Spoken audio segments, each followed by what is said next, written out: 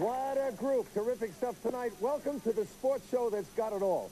Big-time hits and dummy spits, motoring madness and victory gladness, bats and balls and shonky calls, laughs and lumps and reps and umps, and we jumpstart the show with these people who made a big splash when things got wet and wild in the water. You can dive in it. You can swim in it. Hey, get out of the pool, fool. Water is all around us, even in places where you least expect it. You can get wasted in the water just as easily as you can on the land. Water, water everywhere, and this guy drops in a drink. And speaking of drink, from Melbourne, it's the Beer Can Regatta, an intoxicating little event where the boats are made out of empty beer cans.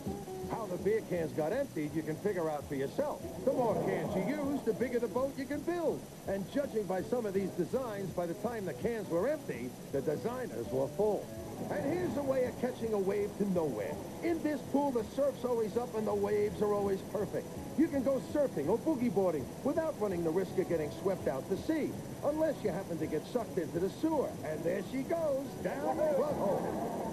But if you really want to rule the waves, windsurfing's pretty hard to beat. From close up, you can see how much strength it takes to stay in control. But from any angle, you can see how easy it is to lose it completely.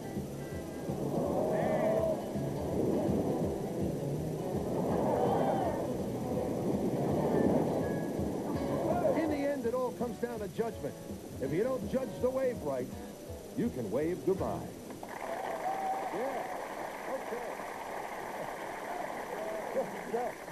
And now some sportsmen who had the perfect excuse when things went wrong. It wasn't their fault. Their equipment let them down. Get a load of these guys with gremlins in their gear. Rod Marsh throws the bat and hangs on to the handle. Here's a stray shot, and the backboard won't give back the ball. Bulls can't jump very high, but then again, they don't really have to. Simon O'Donnell shows even a good workman can sometimes blame his tools. Into the handle. Oh, rats. Or somebody else's. Definitely not a no-hitter for this pitcher. Now watch Michael Bevan hit the cover off the ball. Well, where there was one ball, now there mightn't be one. Let's have a look at this. There he goes. Suddenly one becomes two. A gymnast gets a grip, but loses his ring of confidence. But he still manages a nice little somersault. Ice hockey is a tough and dangerous game. But if you don't have your head screwed on right, well, you just won't make it in the big time.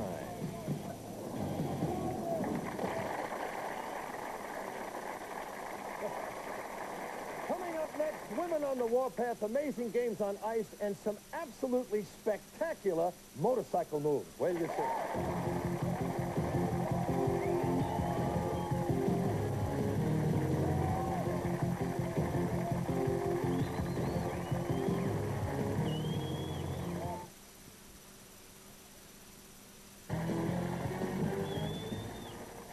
Amazing. You know, finally, after all of these years in television, I have complete control of the studio. Look at this. With this amazing little device, I can direct the whole show. I can switch to any camera I want. Watch this. Camera one. Watch. Oh, sorry. Well, look, it's the wrong button. I can get a shot of the audience anytime I want. Watch that. There. See that? I can even make the audience disappear. Watch this. There. Perfect, isn't it? And I can dial up some amazing motocross footage just like this. Could somebody roll the videotape, please? Where the hell am I? These feral motocross maniacs will do anything and go anywhere for a high-octane hit of adrenaline.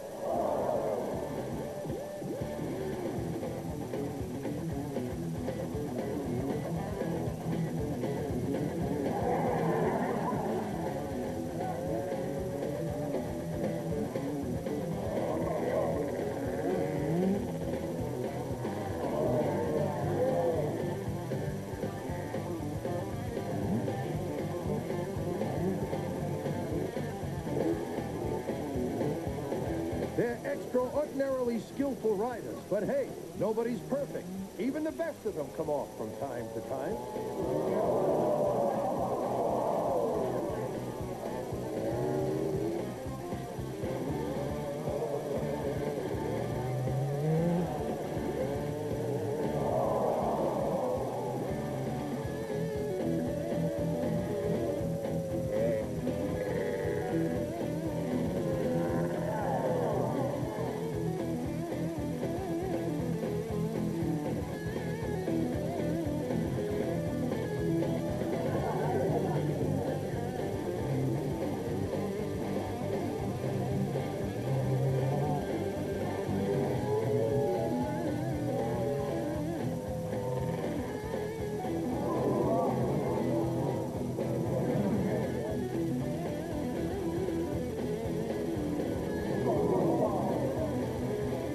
Riding around an ordinary racetrack is just too boring for these guys.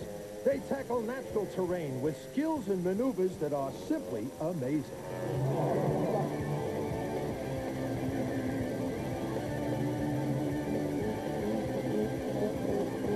But here's a little tip for you. If you want to get out into the bush and watch the crusty demons do their stuff, we recommend that you find yourself a nice, safe spot that's not too close to the action.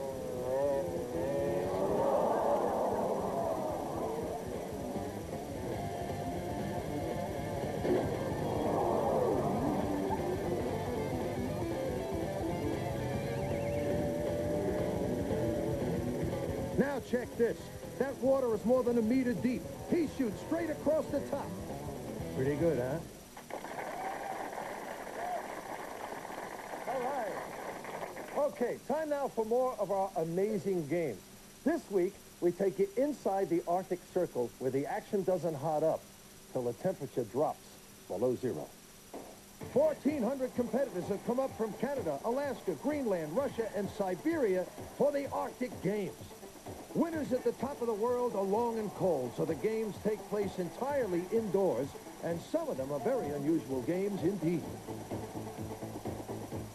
In the depths of an Arctic winter, it's often impossible to go outside, so sports like these help the locals to keep fit for summer and entertain themselves at the same time. Although this bare-knuckle bouncing exercise doesn't look like it's that much fun at all, but he's making a good fist of it. For this event, a piece of seal fur is suspended from a bar 3 meters off the ground. The aim of the game is to score a clean kick on the fur. And if you make it, you can come back and try for a greater height. Not even close. Now, this guy has already won 4 gold medals, and now is going for a new record in a high kick. He makes it, a new record and a total haul of 5 gold medals. Nice going, Nanook. The St. Lawrence River in Canada freezes over for long periods during winter.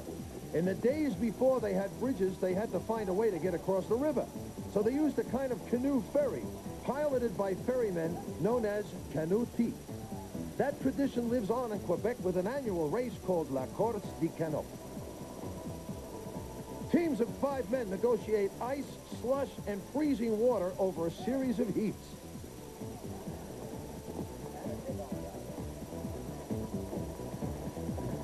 The top 2 teams then have to slug it out across the vast river and back, followed by a complete loop of the Quebec City River Port.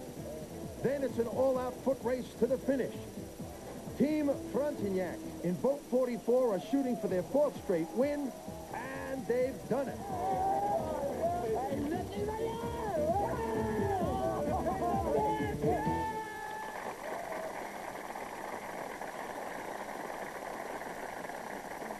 Pretty chilly. It's pretty much established nowadays that women can do anything men can do. Right, ladies? Oh, heaven. You wouldn't know that from it. Right, ladies? All right. In fact, women can do stuff that men can never do. And if you don't believe me, guys, try walking home from the pub in a pair of these. Here. Take these out and have them filled. Take a look at these sisters doing it for themselves. Here we go. In Arizona, Native American women play a game called Talka. The field has no boundaries, and teams can have any number of players of any age. In fact, there only seems to be one strict rule. No men allowed. One guy tried to bust into the game a few years back. That thing they're hitting is what's left of it. In Osaka, Japan, these samurai sisters are whacking their way through the women's championships of kendo. This form of stick fighting came into its own after sword fighting was outlawed. Points can be scored by hitting the opponent on the head, side, or forearms. Matches are fought out over 5 minutes or 2 hits, whichever comes first. And here's the champ. In the highlands of China, women make a kind of shuttlecock out of chicken feathers, cloth, and dirt for a local version of badminton. It's the only game the women are allowed to play, and they only get to play it once a year. So this is a big day. But try telling this beautiful bruiser that she can only play once a year. Sharon Hartnett's the American champion at the Highland Games. She hammers them in the hammer throw. She's got the wood on them in the caber toss, too. She has to flip that log all the way over. Not a problem. All right, ladies, are you bored with tennis? Do netball and golf leave you yawning with indifference? Then maybe bodybuilding is the sport for you. This beauty queen enjoys tennis, horse riding, and bulging biceps. And this is Miss Australia, Bev Francis, a 5-time world champion with muscles in places where most people don't have places. Imagine the reaction as Bev strolls along her favorite beach in a bikini. It'd be enough to make a white pointer shark turn vegetarian. Bev finishes second, but there ain't nothing wrong with that. And this blushing little flower takes a hands-on approach to her favorite sport. She's a wrist-wrecking, muscle-mangling, bone-breaking champion of the gentle art of arm wrestling. And how does she celebrate a victory? Any way she wants to. Hey, after the break, people who play unusual sports just for fun, plus horses for courses, and the close-ups that got a little too close.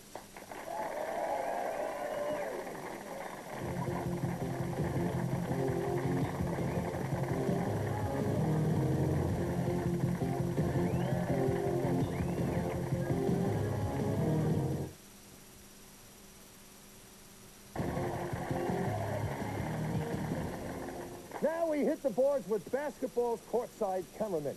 Now we know Dennis Rodman gets a kick out of them, but here are some other NBA stars giving the camera guys a really hard time. Hang on a minute. Now let's see it.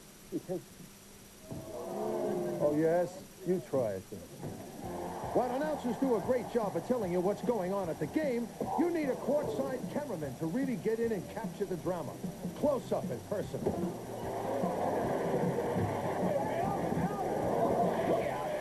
These frontline eyewitnesses tread the boards fearlessly to show you everything you need to see on and around the court, including those quirky little moments that add a little extra flavor to the occasion. And of course, the closer they get, the more likely it is that they'll find themselves getting caught up in the action. And it doesn't always happen by accident.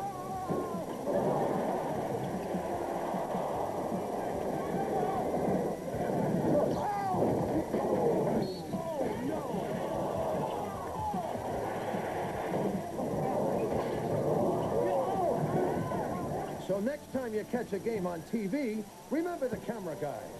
They do a super job.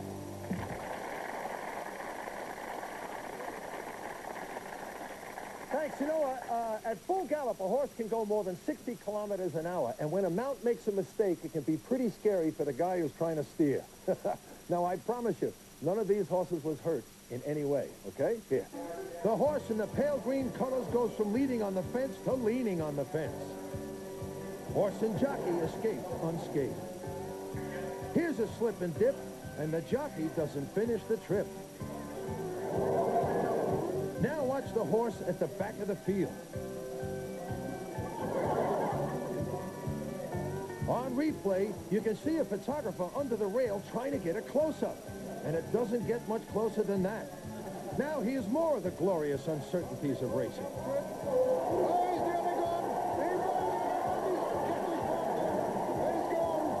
Racing into the closing stages, and Jellyby nearly down there. He's unchipped. Total's got on to win it. 9 and 4 and head to the 5/8 mile mark with Sycamore happy on top by 2. In second is Eleanor's Boy racing. racing. We have a horse down. We have a horse down in the stretch. As the race continues, an ambulance has come onto the track to check out the fallen driver. Horse and driver are okay, but then an amazing incident. All the more amazing because everyone got out of it without injury. Racers turn for home. Now for some shunky show jumping. Nothing wrong with David Bird. It was drink where it's pure.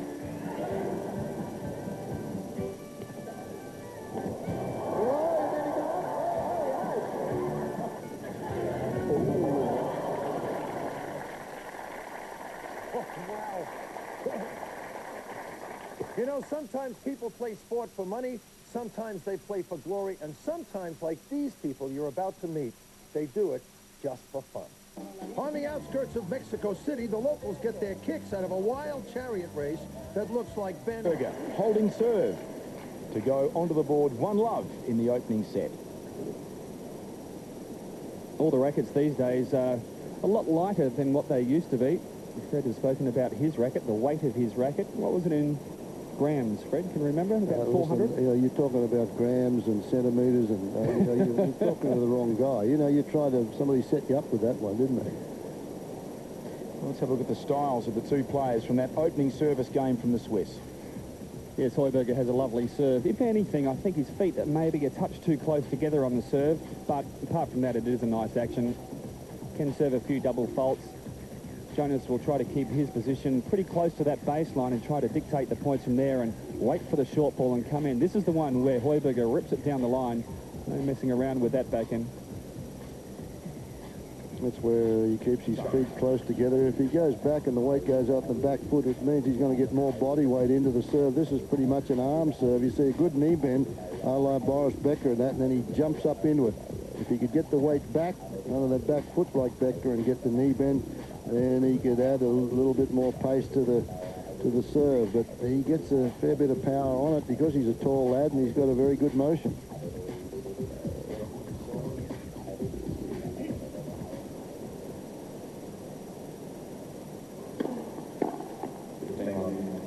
He's coached by Peter Carter, an ex-Australian who looks after Swiss tennis now, and a friend of Darren Cahill's. You should pass that message along to him.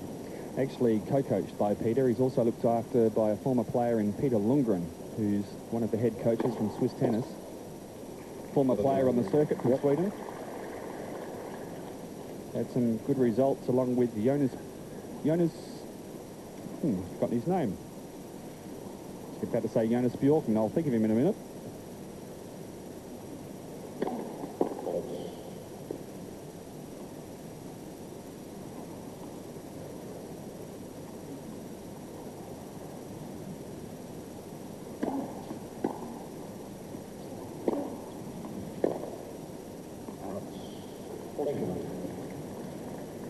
Have a look at career prize money here. The Bjorkman's made over $6 million in career prize money, and Heuberger $175,000. Heuberger's big year was last year, where he made $116,000.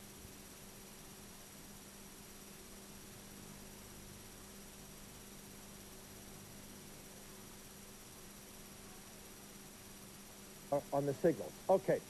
Show me the signal for out of bounds on the full. Okay. Show me the signal for the umpire playing the advantage rule. All right, show me the signal for you guys. I got no idea what you're doing. Good. Well, while we're sorting this out, let's take a look at some professional officials having problems of their own. Here. A good official always has complete control of the game and the play. He's always in complete control of his emotions. He reacts swiftly and decisively.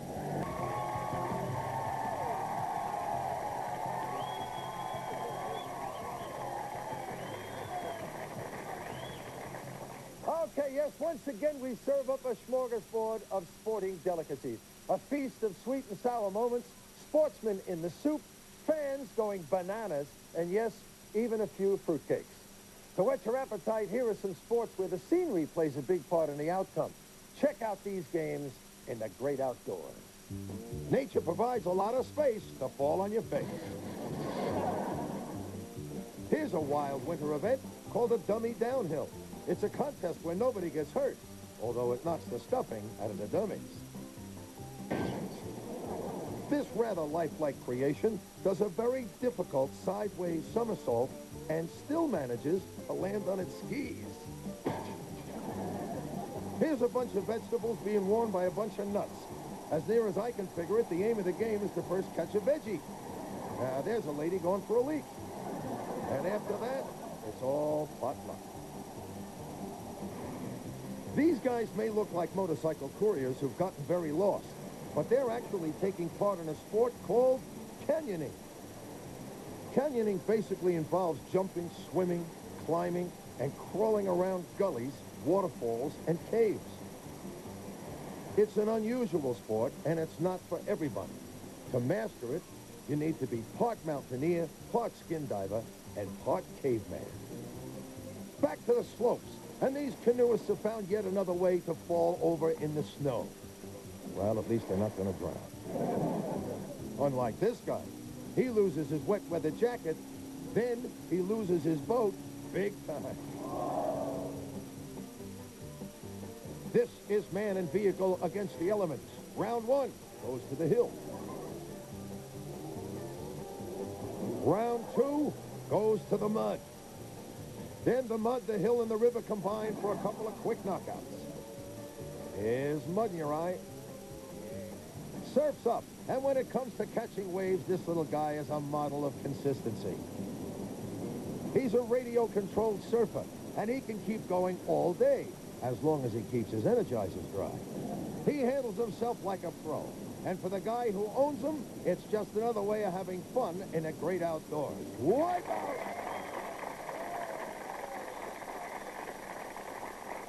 All right, and now some animals beating us humans at our own games. These sporting contests really brought out the best in the beasts. Right. These soldiers from the Army of Thailand are fresh out of basic training. There's 100 of them. But up against this elephant in a tug-of-war, those 100-to-1 odds might not be enough. Hey, my money's on the big guy. The contest begins. Jumbo takes the strain, and already the soldier boys are feeling the strain. For the 52-year-old elephant, these guys are a pushover, and the battle's over in a few seconds. Here's yet another variation on the world's most popular game, soccer. Hey, that's a goal. It's the Premier League for pooches, football with fur. The ball is suspended from a string that slides back and forward along a piece of wire as the dogs hit it. And these barking Baggios have got it down to a fine art. In this game, the players not only dribble the ball, they dribble on the ball. The dogs are having a great time, except for the poor goalie, who's back at the other end of the field tied to the goalpost. Ain't life a bitch. Lobster racing. As a sporting spectacle, it's never going to take over from the Melbourne Cup. In fact, it doesn't really start to get interesting until after the event, when losing racers make the transition from race course to main course. And now the bare facts about salmon fishing. In Canada's Katmai National Park, it's spawning season for the salmon. They're swimming upstream in their thousands, which is great news for the bears. The other anglers give the bears plenty of room to move, and the Bruins have pretty much got the territory to themselves. And the big ones don't get away. Check out this guy. He's so relaxed, he's almost asleep, but he knows exactly what he's doing. Catching a fish is almost too easy, and cleaning it is even easier. Get rid of the tail, and it's sushi time. How good is that, Mr. Ranger, sir? Hey, after the break, triple trouble behind the wheel, stupid stunts, and some very heavy hauling. Wait for it.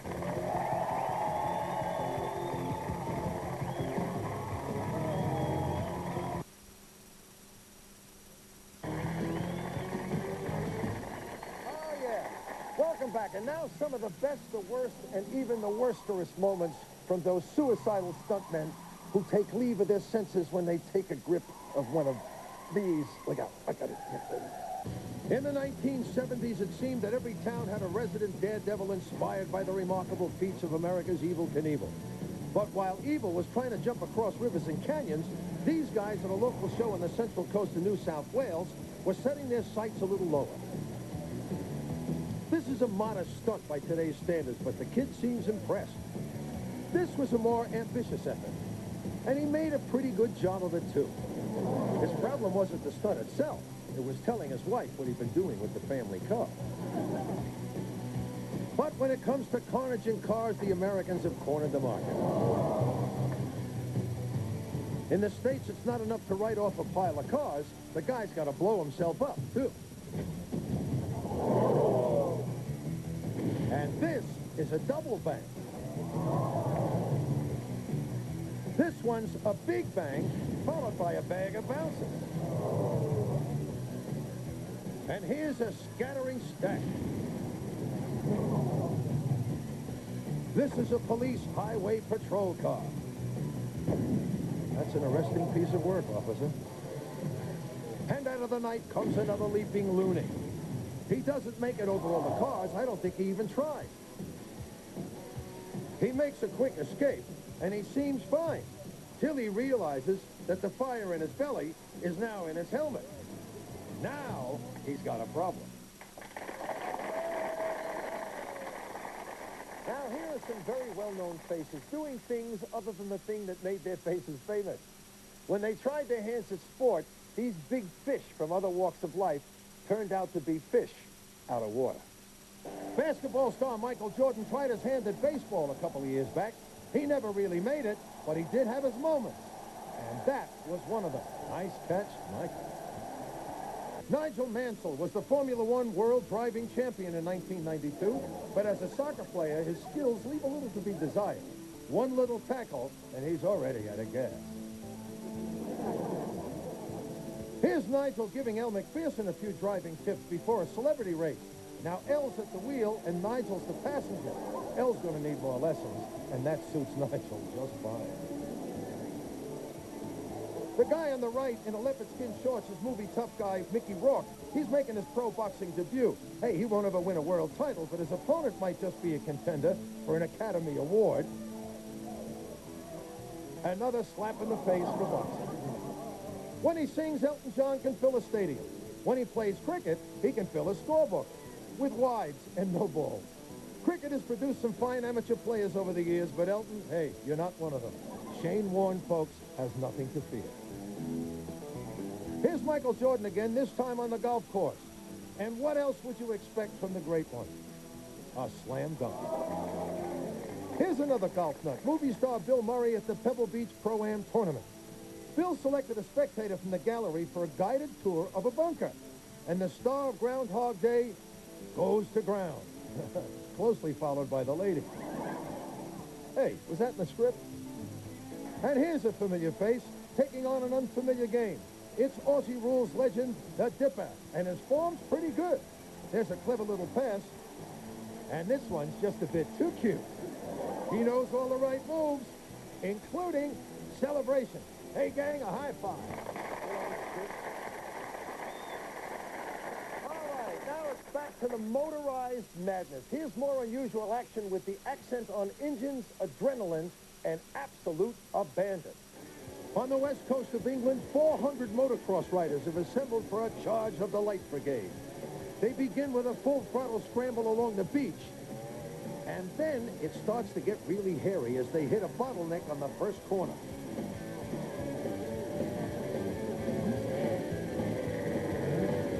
This guy gives an official a spray. These guys are doing the best they can. But in conditions like this, there can only ever be one winner, and that's the mud. To California now for a heavy metal get-together at the Saugus International Speedway. Teams of 3 cars coupled together race on a figure-8 track, and there are no give-way signs. The black cars belong to Team Terror with Jack Beckman driving up front. The second car is vacant, and Jack's big brother Ted is bringing up the rear in the last car.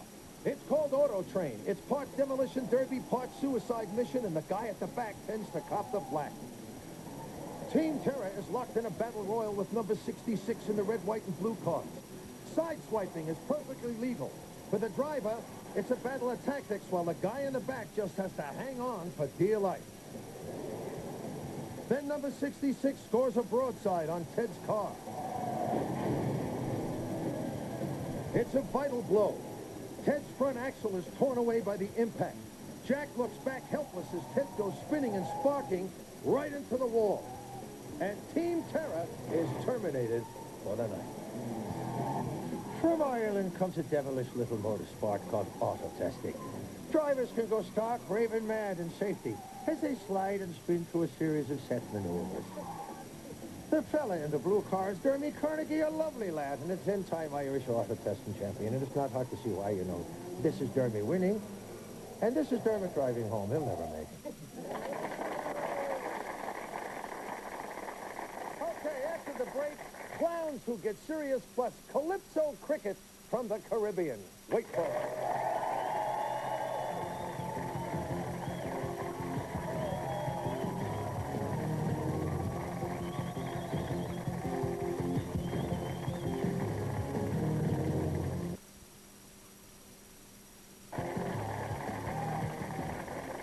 Okay, the Australian cricket team are now firmly established as world champions. In fact, they've probably had the title since they beat the West Indies in the 96-97 season. Now, if there was one single day's play that summed up the season, then it had to be January the 26th, 1997. The fourth test, and the Windies had a shocker. Where's it go? You're kidding. Plays back, and we actually with the problem. That's a no ball. And the hand has caught it at backward point. Ian Bishop can't believe his bad luck. Matthew Hayden has had another reprieve. Well, sliced it away straight down the throat. Sherwin Campbell. Oh, and it's gone through everything. Well, I don't think it makes any difference where they stand. That one's gone fizzing in the air. Gloves, hands, everything flying in the direction of the ball, and it doesn't seem to me as if anyone laid a finger on it. And what's more, to add insult to injury, they've run four. Well, let's see if we can pick up what's happening now. The bowler and the captain has got his hands on his head. He's, I think, almost distraught. And it's straight to second slip. You can't believe it. 2 in the one day. You'd reckon that you've been unlucky if you had 2 in the season, but 2 in the one day is a bit much to handle. Oh, he's got him. That's out. No ball called again. I can't believe it. This is absolutely unbelievable. The third time today, Bevan strolls back to his stumps, knocks them back in, pops the bails back onto the stumps, and he can just keep batting. Yeah, sure he is out. He's got to catch this, the captain. He drops it!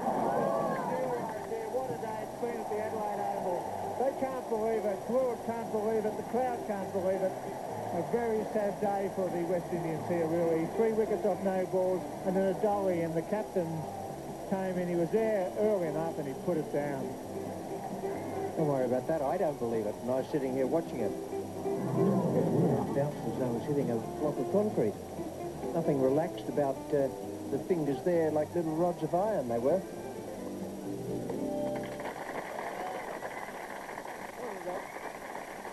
Okay, quick impression. Christopher Skase playing cricket. How's that? From one awful day to one of the most famous overs ever bowled in cricket history. But not one the bowler remembers fondly. Once again, it features a West Indian.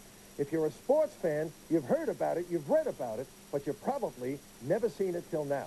The year is 1968. The bowler is Malcolm Nash. The batsman is the legendary Gary Sobers, and he's about to rewrite the record books. That's got to pick that with the right distance. He's hit that out of the ground. That's another one. Goodness gracious me, that up at the top. You see the chap climbing up there to have a look over the wall. covered another hotel on the other side of St. Helens. A magnificent shot. Picked it on the up. 52 and 29 minutes. That's another one up in the enclosure. 3 sixes in this over. How many balls have you bowled? 3 balls, 3 sixes. 58. What a incredible bit of hitting. Ooh, he's got the shorter one. Up again. There it is. Bouncing on the concrete. 4 sixes in 4 balls. 4 sixes. Wonder where Nash is going to bowl this one. And that will just carry. Now he's going to be out. Caught out. Oh! Drops it over the boundary. 6 it is. 4 on the trot. Selvers. 5 on the trot. 5 on the trot. Oh, this is incredible. Now, this is 6 on the trot, the world record. It's been done before, but that's to be on the board. And he's done it! He's done it! And my goodness, it's gone way down to Swansea. 6 on the trot. Big time. Yes. And now the guys with the funny faces who get deadly serious on the job. Wait for this.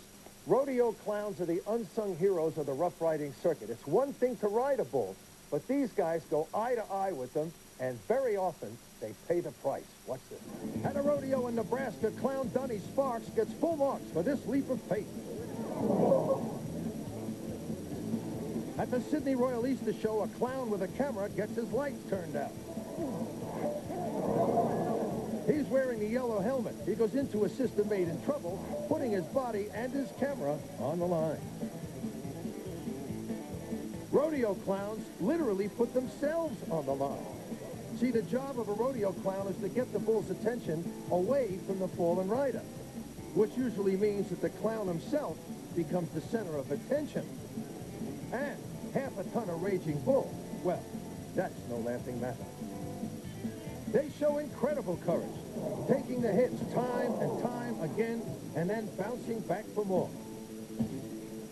Just follow the bouncing bozo.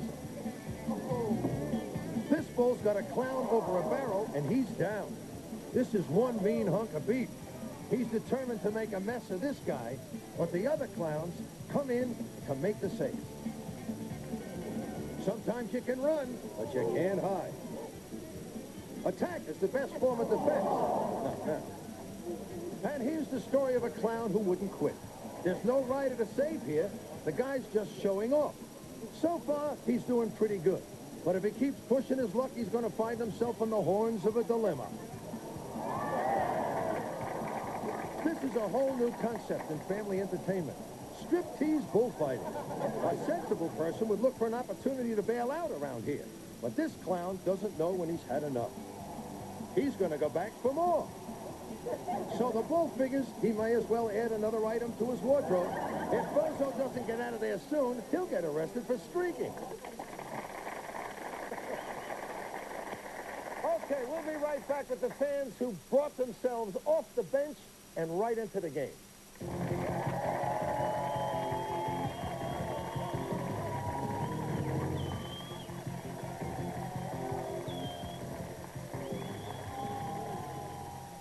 Real life. You know, some sports fans can't seem to help themselves. They find it impossible to just sit back and watch the game. You know, they've just got to jump the fence and get onto the ground, you see? And they don't...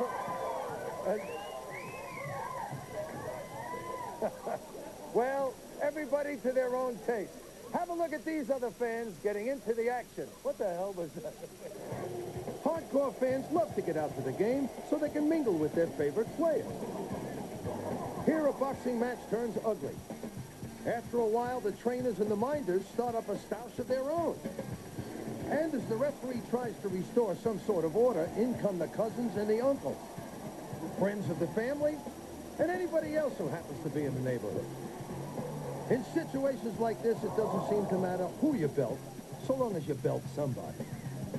1988 State of Origin Rugby League from Lang Park in Brisbane. When local hero Wally Lewis is sent to the sin bin for inciting a brawl, the crowd is incited into action of its own. What followed here was some of the ugliest scenes of crowd behavior ever seen in the game.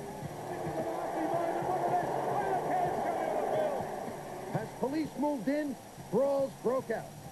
More proof that cans and fans can be a lethal combination. Fans of the Florida Panthers ice hockey team are a much more civilized mob, except for their strange habit of throwing thousands of plastic rats onto the ice whenever the Panthers score a goal. What a bunch of rat bags. In the 1980s, the West Indies were an irresistible force in world cricket. Here, Viv Richards and Richie Richardson have annihilated the Australians, both scoring centuries. They're mobbed by adoring fans. But one rather masculine lady only has eyes for one player, Aussie fielder Wayne Phillips.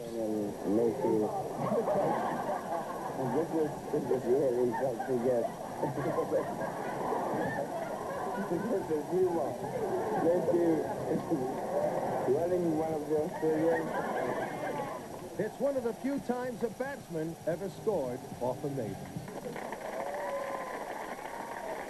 Thank you. Well, I'll tell you, that's it.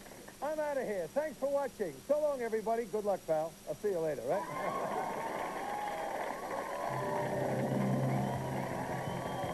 State advised parental guidance is recommended for persons under 15 years.